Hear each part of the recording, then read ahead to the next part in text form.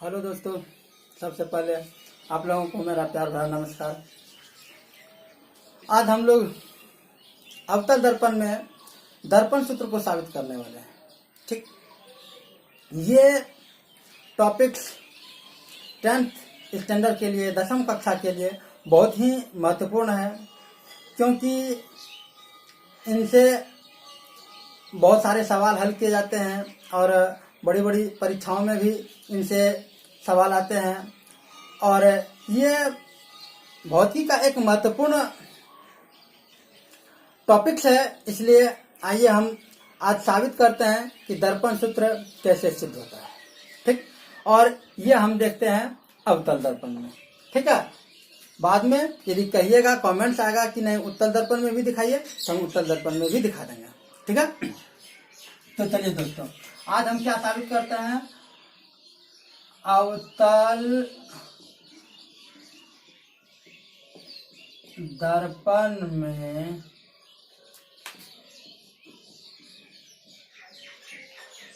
सिद्ध कीजिए 1/f बराबर 1/u प्लस 1/v, ये साबित करना है। ठीक है, तो सबसे पहले हमें साबित करने के लिए क्या करना होगा, एक किरण आरेख खींचना होगा। किसका? तो अवतल दर्पण का।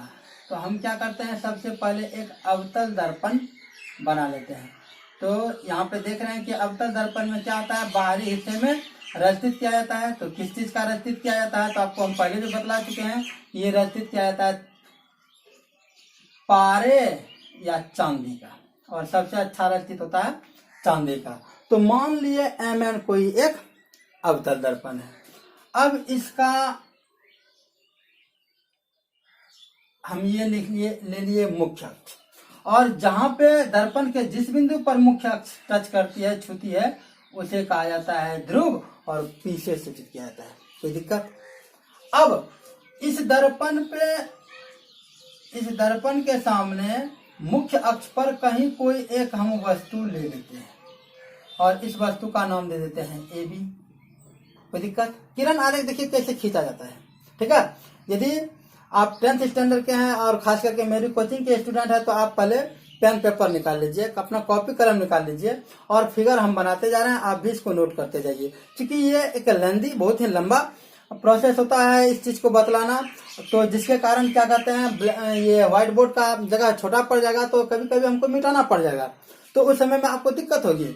तो आप पेन पेपर लेके बैठिए, और जिस समय में हम बतलाएं समझाएं उस समय में समझ लीजिए, और बाकी समय में आप नोट कर लीजिए। और यदि उसके बावजूद भी प्रॉब्लम्स आता है, तो पॉज करके, मतलब वीडियो को रोक रोक के आप इसको नोट कर सकते हैं। ठीक है, तो ए भी कोई वस्तु ले लिए, और ये बी सिरे से मुख्य अक्ष के समांतर कोई किरण, मान लेते हैं ये BD है, दर्पण के D बिंदु पर आपतित होती है, तथा ये परावर्तन के बाद मुख्य अक्ष को काटती हुई S दिशा में चली जाती है। तो हम लोग पिछली वीडियो में पढ़ चुके हैं कि यदि मुख्य अक्ष के समांतर कोई किरण आती है, तो वह मुख्य अक्ष को किस बिंदु पर काटती है, F बिंदु पर काटती है। ये हम लोग पढ़ चुके हैं। अब एक अन्य किरण लेते हैं जो वस्तु के B बिंदु से ही निकलती है, और दर्पण के किसी बिंदु पर, मान लेते हैं ये बिंदु T है, T बिंदु पर आपतित होती है, और ये जिस पथ से जाती है उसी पथ से लौट आती है। ठीक है, क्यों? क्योंकि जब कोई किरण वक्रता केंद्र से होकर गुजरती है, तो उसमें विचलन कोण नहीं होता है, और इसीलिए वह किरण जिस पथ से जाती है उसी पथ से फिर लौट आती है। तो इसलिए ये किरण जिस पथ से गया उसी पथ से लौट आया, तो इसका नाम तब क्या हो जाएगा, इसका नाम हो जाएगा C, क्योंकि वक्रता केंद्र को C से सूचित करते हैं। ठीक है, अब इस तरह से देख रहे हैं कि ये भी एक परावर्तित किरण और ये भी एक परावर्तित किरण। तो दो परावर्तित किरणें जिस बिंदु पर एक दूसरे से मिलती है या एक दूसरे को काटती है, वहां पे हमें प्रतिबिंब प्राप्त होता है। तो इस तरह से ये भी परावर्तित किरण और ये भी परावर्तित किरण, ये दोनों एक दूसरे को यहाँ पे काटती है। तो इस तरह से हमें यहाँ पे प्रतिबिंब प्राप्त हुआ। तो यदि आप लिख सकते हैं तो इसे ऐसे इंडिकेट कर सकते हैं। तो इस तरह से हम क्या देखें, इस तरह से हम देखें हमें एक प्रतिबिंब प्राप्त हो गया, और इस प्रतिबिंब का आप चाहे जो भी नाम देना चाहते हैं दे दीजिए। तो ए बी सी भी आ गया, डी भी आ गया, ई एफ जी और एच, यानी इसका नाम दे देते हैं जी और एच। ठीक है, तो इस तरह से हमें जी एच एक प्रतिबिंब प्राप्त हो गया, कोई दिक्कत नहीं। अब डी बिंदु जो आपतन बिंदु था, यहां से हम एक मुख्य अक्ष पे लंब डालते हैं। ठीक है, यहाँ पे एक लंब डाल देते हैं और इसका नाम दे देते हैं, मान लेते हैं आई। ठीक है, तो इस चीज को अब हम भाषा के रूप में भी लिखते हैं। ठीक है, क्योंकि लिखना तो काफी मुश्किल होगा, लेकिन फिर भी यदि लिख देते हैं तो आपको सुविधा होगी, क्योंकि आपको लिखने में कभी कभी मिस भी हो सकता है। तो चलिए हम लिख भी देते हैं। ठीक है, तो इसको भाषा के रूप में लिखेंगे कि माना कि एमएन कोई अवतल दर्पण है जिसका ध्रुव P मुख्य फोकस F तथा C वक्रता केंद्र है। AB कोई वस्तु है जिसके B बिंदु से BD कोई किरण दर्पण के D बिंदु पर आपतित होती है तथा परावर्तन के बाद मुख्य अक्ष को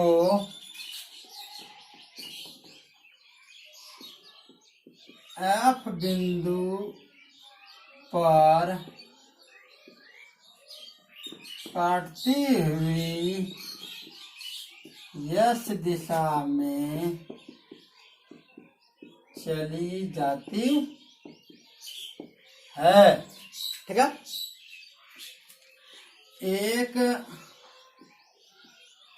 एक अन्य किरण बी बिंदु से निकलकर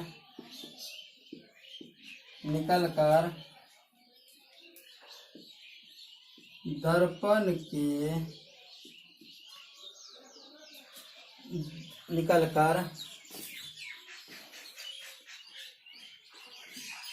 मुख्य अक्ष के वक्रता केंद्र से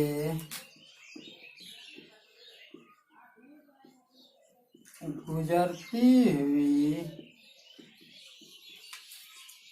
दर्पण के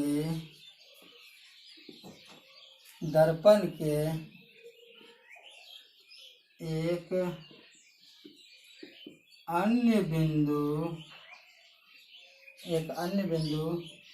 P पर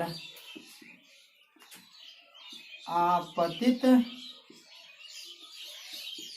होती है तथा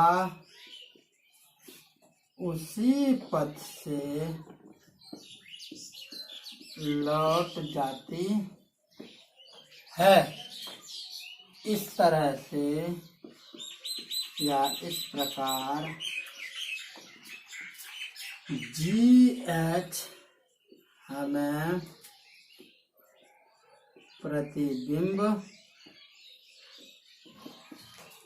प्राप्त होता है। यहां तक हो गया, आपको प्रतिबिंब मिल गया। अब आपतन बिंदु D से मुख्य अक्ष पर ID लंब डालते हैं, ये भी किए हैं। यानी कि आप लिख सकते हैं आपतन बिंदु D से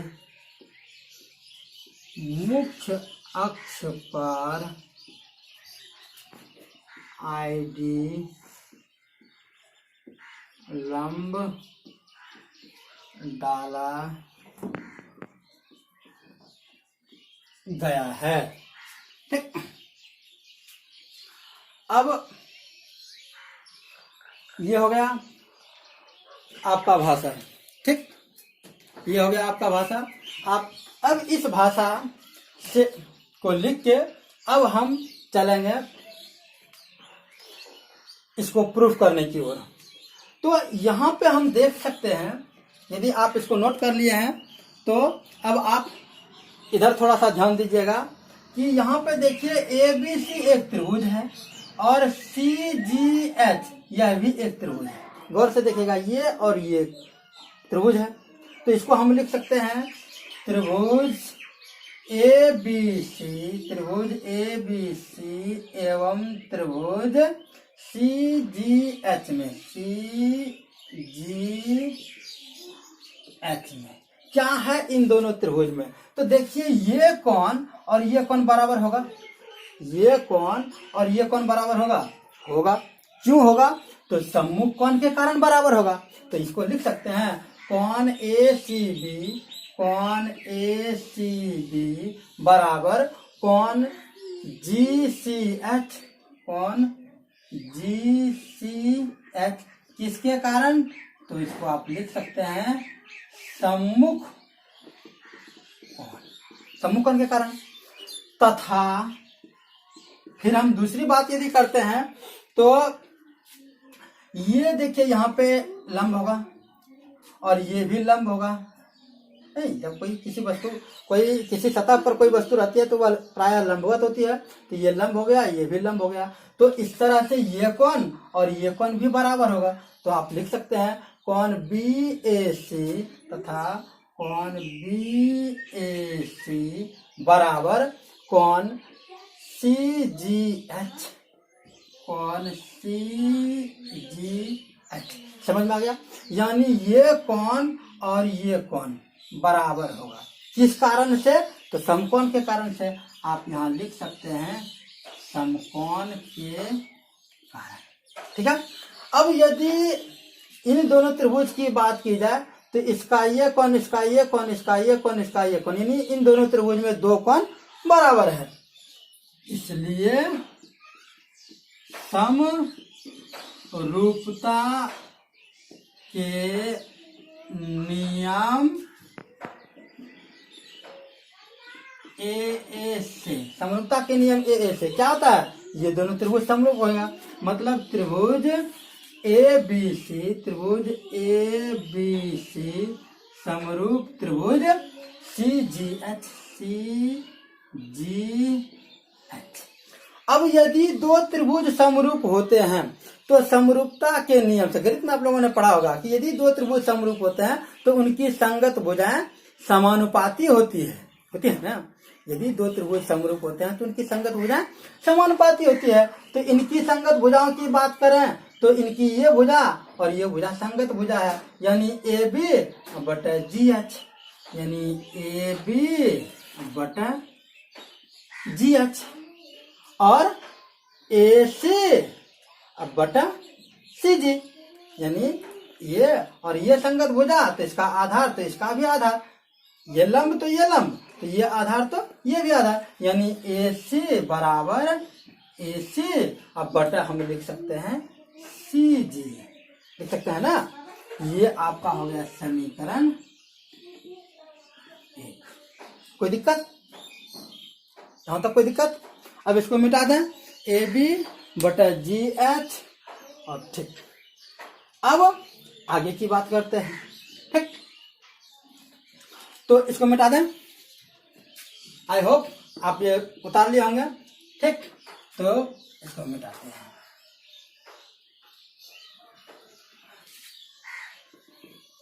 थोड़ा सा यदि ध्यान से समझिएगा तो इसमें कहीं कोई दिक्कत नहीं है। देखने में लगता है बड़ा, लेकिन कहीं कोई प्रॉब्लम्स नहीं है यदि आप ध्यान से देखिएगा तब।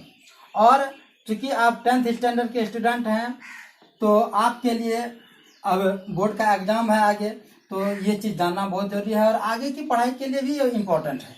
इसलिए आप इसे ध्यानपूर्वक समझने का प्रयास कीजिए। ठीक है, अब चूंकि इसी चीज को हम इधर भी ले सकते हैं। इस त्रिभुज, जिस तरह से इस त्रिभुज और इस त्रिभुज में बात की, उसी तरह से इस त्रिभुज और इस त्रिभुज में भी बात करते हैं। यहाँ से इस त्रिभुज की बात करते हैं तो सेम कंडीशन यही, जो कंडीशन यहाँ लागू हुआ है वही कंडीशन यहाँ भी लागू होगा। तो चूंकि इसको लिखेंगे तो थोड़ा सा लेंथी हो जाएगा, तो हम उसी प्रकार लिख के हम इसको हल कर सकते हैं ना। तो लिख लीजिए उसी प्रकार। उसी प्रकार क्या हो जाएगा? त्रिभुज IDF, त्रिभुज IDF समरूप हो जाएगा त्रिभुज FGH, त्रिभुज FGH। जिस तरह से ये दोनों त्रिभुज समरूप हुआ, ध्यान दीजिएगा, जिस तरह से ये दोनों त्रिभुज समरूप हुआ उसी तरह से ये दोनों भी त्रिभुज समरूप होगा। क्यों? क्योंकि इनका ये समूहकोण बराबर और इनका ये 90, इधर 90 है तो जाहिर है ये भी 90 होगा। और चूंकि ये लंब डाले हम भाषा में लिखे हैं तो ये भी 90 डिग्री होगा ना। तो इस तरह से ये दोनों त्रिभुज भी समरूप हो जाएगा। तो इन दोनों को हम समरूप कर दिए। अब जब दो त्रिभुज समरूप होता है तो उनकी संगत भुजाएं क्या होती है? समानुपाती होती है। इसको आप लिख सकते हैं कि ID इसका लंब, तो इसका लंब ID अब बटा HG अब बराबर। ठीक, अब ये हो गया। अब उसी तरह से आप लिख सकते हैं कि इनका ये, जिस तरह से इसका आधार लिए थे तो इसी तरह से इसका आधार, यानी IF अब बटा क्या आ जाएगा? GF, नहीं GF। कोई दिक्कत? अब इसको कर देते हैं समीकरण 2। अब चूंकि हम यहां पे देखते हैं, लिखेंगे चूंकि AP समांतर यानी मुख्य अक्ष समांतर है ये BD, AP समांतर BD, तो AB बराबर क्या आ जाएगा? ID। इसलिए AB बराबर ID। ठीक, और यदि ये P के बहुत ही निकट आई हो तो हम लिख सकते हैं, यहाँ पे लिख लें, तथा यदि I बिंदु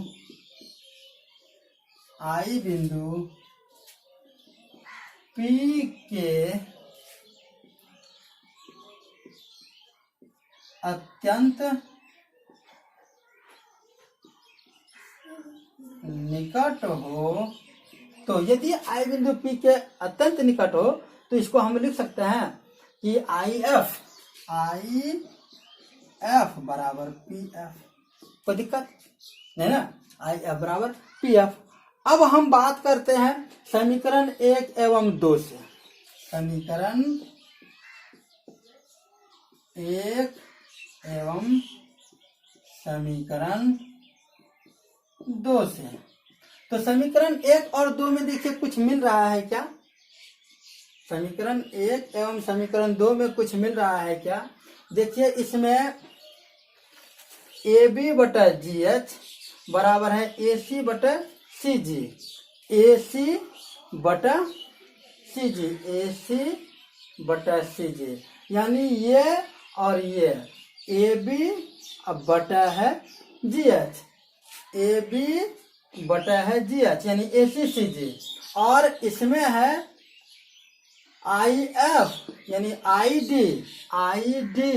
और बटा आई डी बटा जी एच, यानी कि ये इसका ये और इसका आपका ये, क्योंकि ए बी बराबर आई डी की है, यानी ये दोनों बराबर है, यानी ये पार्ट और ये पार्ट आपका बराबर है। तो ये जो एक पक्ष बराबर होता है तो उसको छोड़ के दूसरा पार्ट लिखते हैं, यानी ये बराबर ये हम लिख सकते हैं।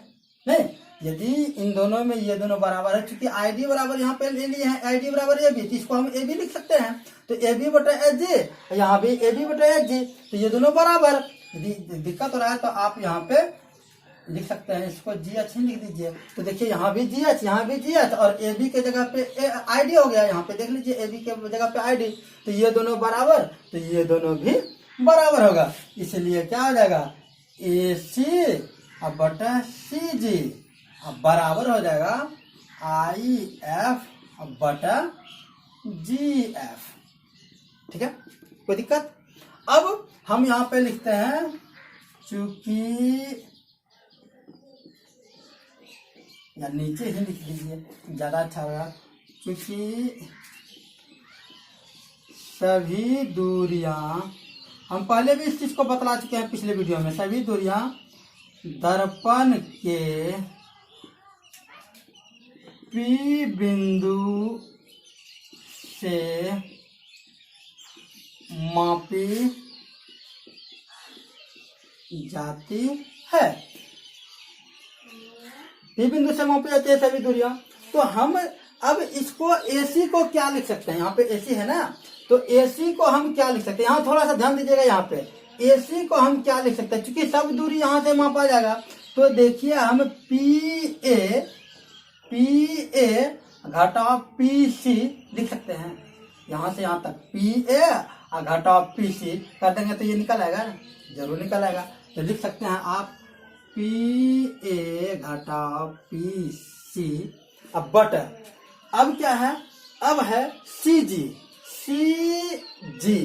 तो आप सी जी को क्या लिख सकते हैं, तो सी जी को लिख सकते हैं पी सी घटाव पी जी, नहीं पी सी घटाव पी जी, तो पी सी घटाव पी जी बराबर, इधर आपका है आई एफ, यानी इसको, तो इसको आप क्या लिख सकते हैं पी एफ, क्योंकि आई और यहाँ पे लिख रहे हैं आई एफ बराबर पी एफ, यानी ये आपका हो गया पी एफ अब बटा क्या है आपका जी एफ। तो आप जी एफ को क्या लिख सकते हैं, जी एफ को आप लिख सकते हैं पी जी घटा पी एफ, पी जी घटा पी एफ। यहाँ तक किसी को दिक्कत नहीं ना, सारा अब कहानी यहीं पे होगा। ठीक है, तो हम क्या करते हैं, इधर मिटा देते हैं, तब तक इधर आप लोग नोट कर लिए तो इधर मिटा देते हैं। थोड़ा सा ध्यान देने की बात है, ठीक है, दिल और दिमाग दोनों साथ रखिएगा तो आसानी से समझ जाइएगा। ठीक है, पी ए घटा पी सी। अब यहाँ पे देख सकते हैं कि हम पी ए, यहाँ पे चिन्ह परिपाटी लिखते हैं, पहले चिन्ह परिपाटी। चिन्ह परिपाटी हमें क्या बतलाता है, तो चिन्ह परिपाटी हमें बतलाता है वस्तु दूरी को किससे सूचित किया जाता है।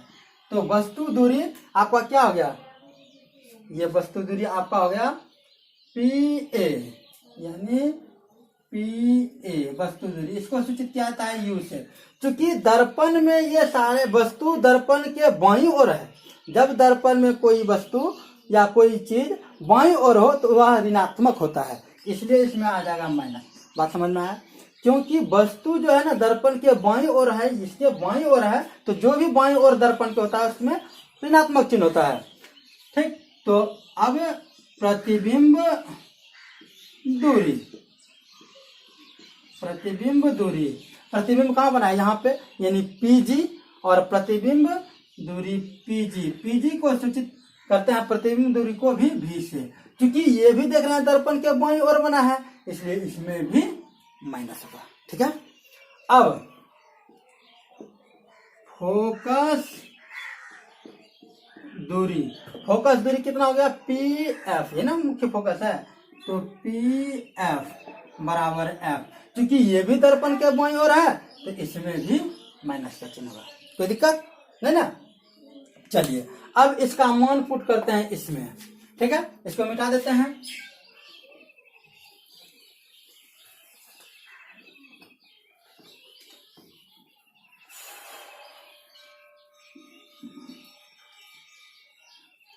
यहां पे देखिए अब पी ए, पी ए को क्या लिख सकते हैं, माइनस यू, तो आप यहाँ पे लिख सकते हैं माइनस यू, फिर माइनस है माइनस दे दीजिए, फिर क्या है P C, P C, P C, अब पी सी, तो पी सी को हम तो नहीं किए हैं, तो चूंकि हम जानते हैं कि पी एफ वक्रता त्रिज्या की आधी होती है फोकस दूरी, तो ई जितना होगा दूरी उतना ही ये होगा, तो ये यदि एफ है तो ये भी एफ, तो क्या एफ, तो 2f, यहाँ पे आप लिख सकते हैं कितना 2f, तो माइनस 2f, अब बटा फिर क्या है पीसी, पीसी को अभी तुरंत देखिए, पीसी को क्या लिख सकते हैं, पीसी को लिख सकते हैं 2f, यानी minus 2f minus PG, PG को आप क्या लिख सकते हैं, पीजी प्रतिबिंब दूरी है तो माइनस बी बराबर पीएफ, तो पीएफ को आप लिख सकते हैं छोटी एफ, यानी माइनस एफ, अब बटे क्या है, बटे पीजी, पीजी को आप लिख सकते हैं प्रतिबिंब दूरी यानी माइनस भी, माइनस पीएफ को लिख सकते हैं एफ यानी माइनस एफ। यहाँ पे आप लिख सकते हैं ब्रैकेट में लिख दीजिए, चूंकि पीसी बराबर होता है 2, पीसी बराबर 2pf, 2pf, क्यों, क्योंकि हम लोग पढ़ चुके हैं f बराबर r/2, या यहाँ पे ये नहीं लिखे, लिख सकते हैं r बराबर 2f, ये भी आप लिख सकते हैं, कोई दिक्कत नहीं। ठीक है, क्योंकि ये वक्रता केंद्र है तो ये वक्रता त्रिज्या हो गया, वक्रता त्रिज्या फोकस दूरी की 2 गुनी होती है। ठीक है, तो इस तरह से यहाँ पे आप पुट कर दीजिए, यहाँ पे देख लीजिए ई वक्रता त्रिज्या है और वक्रता त्रिज्या फोकस दूरी की 2 गुनी होती है, तो इसमें ये 2f होता है तो ये भी f, तो 2f, यही आपका 2f आया है। ठीक है, अब वज्रगुणन हो जाएगा, पहले इसको हल कर दीजिए, क्या हो जाएगा minus you minus Guna minus plus 2f, अब बटा माइनस 2f माइनस गुना माइनस प्लस v बराबर माइनस एफ बटा माइनस भी माइनस गुना माइनस प्लस एफ। अब वज्र गुणन हो जाएगा, तो वज्र गुणन कर दीजिए, माइनस गुना माइनस, ध्यान दीजिएगा यहाँ पे माइनस भी गुना माइनस यू, तो प्लस यू भी, फिर माइनस गुना प्लस माइनस भी गुना 2f, तो 2vf। अब इसका कहानी खत्म, अब इससे गुना करते हैं, प्लस गुना माइनस माइनस u गुना f, uf, फिर प्लस गुना प्लस, प्लस गुना प्लस प्लस 2f गुना f, 2f स्क्वायर। इधर का कहानी खत्म, अब इधर से हल करते हैं, बराबर इधर माइनस गुना माइनस प्लस 2f गुना f, 2f स्क्वायर, माइनस गुना सॉरी प्लस गुना माइनस माइनस v गुना f, vf। कोई दिक्कत? अब देखते हैं यहाँ पे बराबर है, बराबर के इधर भी 2f स्क्वायर, इधर भी 2f स्क्वायर, ये भी प्लस में ये भी प्लस में, तो ये कैंसिल आउट हो जाएगा। आपका बच गया क्या, आपका बच गया uv माइनस 2vf बराबर माइनस vf। ठीक है, अब देखते हैं uv माइनस 2vf, सॉरी यहाँ पे छूट गया, माइनस uf बराबर माइनस vf। अब यहाँ भी 2vf, यहाँ भी vf, ये दोनों एक है, इसको इधर लेके आ जाइए, यानी uv माइनस uf बराबर माइनस vf, इधर गया तो प्लस 2vf। एफ, या यू भी माइनस यू एफ बराबर, इधर ये ज्यादा है ये कम है तो इसका मान आ जाएगा, यानी प्लस का आ जाएगा वी एफ। अब क्या करना है, अब दोनों तरफ यू भी एफ से भाग दे देना है। क्या करना है, दोनों तरफ यू भी एफ से भाग दे देना है। लिख सकते हैं दोनों तरफ यू भी एफ से भाग देने पर, यानी यू भी बटा यू भी एफ माइनस यू एफ बटा यू भी एफ बराबर भी एफ बटा यू भी एफ। देखिए यू भी cancel, U F cancel, V F cancel, बच गया क्या आपका यहाँ पे 1/f बराबर 1/f माइनस 1/v बराबर 1/u, है ना। अब इसको उधर लेके चल जाइए, या 1/f बराबर 1/u, इधर माइनस 1/v था तो इधर आके प्लस 1/v।